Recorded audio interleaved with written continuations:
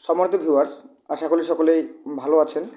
আজকে এখানে যে দেখতে পাচ্ছেন একটি 6 পিন কম্বাইন্ড সকেট, এটি ইউকে থেকে আমদানি করা হয়েছে 1 পিস মাত্র, শুধুমাত্র আমার এই কাজের ভিডিও করার লাগা। সো এর যে বডিটা আছে, বডিটা কিন্তু পুরোটাই মেটাল। আমরা এবার এর কানেকশনটা দেখে নেব। এখানে যে এই পাতটি দেখতে পাচ্ছেন, দুটি সকেটের আর্থিন লাইন কিন্তু এই পাত দিয়ে পরিবহন করা হয়েছে